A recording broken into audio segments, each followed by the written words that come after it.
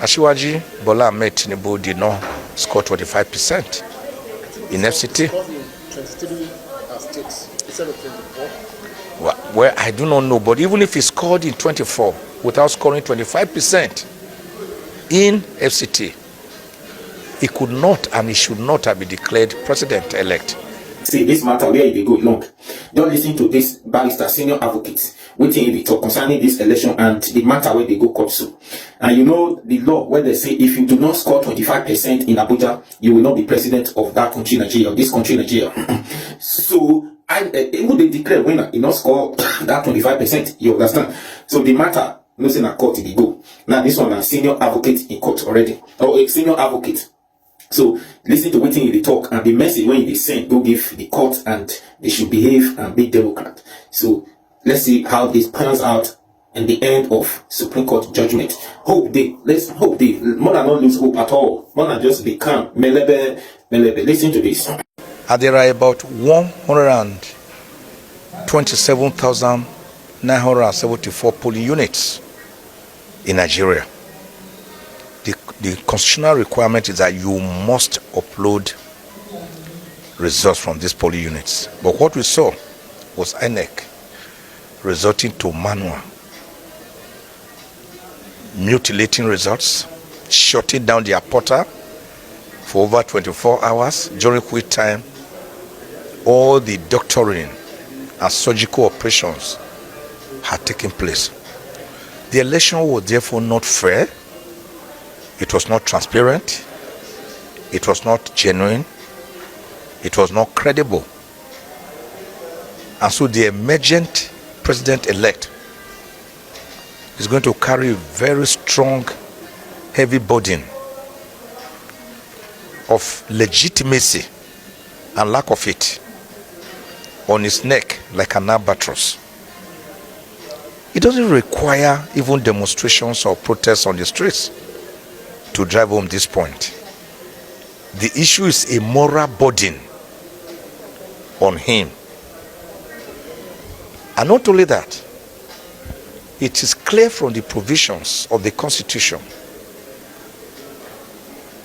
if you check sections 132 to 134,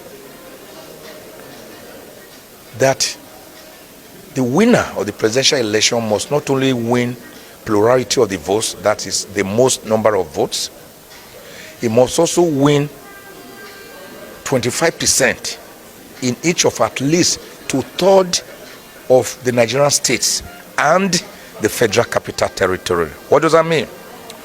You must get 25% in 24 states and the Federal Capital Territory.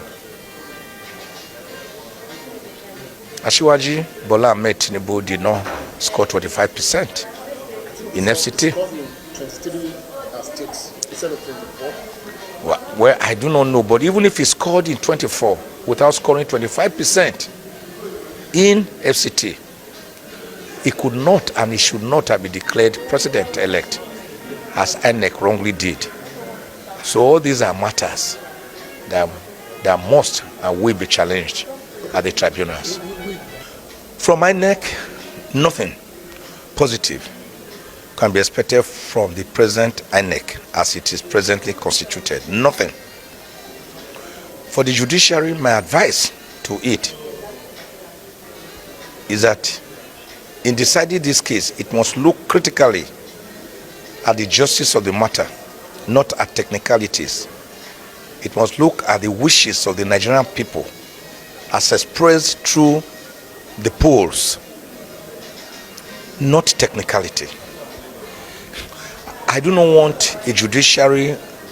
I have already said many times that Nigeria does not operate democracy, which was a word coined or defined by Abraham Lincoln, a former American president, on the 19th of November, 1863, that we do not operate democracy, but we operate many crises which are not demo. One of them, I said, is judocracy. Judocracy is a warped, corrupted form of democracy in which a president or a governor is put up through a fundamentally flawed process which did not represent the will of the people, and then the people quarrel and they go before the judiciary, and the judiciary midwives, incubates and delivers a president or a governor or a senator for the people, probably against the wish of the people. I call it judocracy.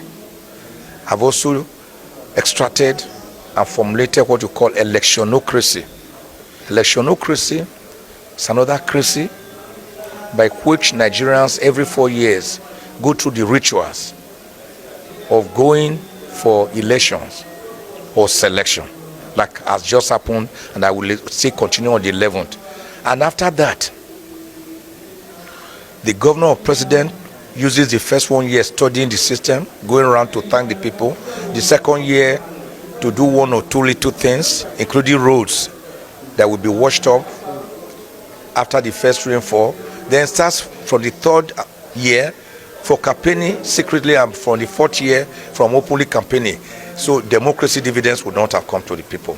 Then executocracy is that when that president or governor now comes to office, instead of making laws for the peace, order, and good government of Nigeria, as is provided for in Section 5 of the Constitution, he goes about terrorizing other arms of government, impoverishing the people, enthroning corruption, insecurity, and economic deficiency. That is executocracy. Then finally we have legislatocracy, which is another crazy, by which the legislature, rather than make laws for the order, good governance, and peace of Nigeria, they make laws for their pockets. They pad up budgets. They use their oversight functions to blackmail members of the executive, to pad up budgets so that they can have their own. And then they give them what you call constituency projects, which are monies they put in their pockets, never for their constituency. By the way, what is the business of a lawmaker with attracting constituency projects for his people? That's the job of the executive. A lawmaker is to make laws. Simple. So until we change this mindset, this analog way of doing things, we can't go forward.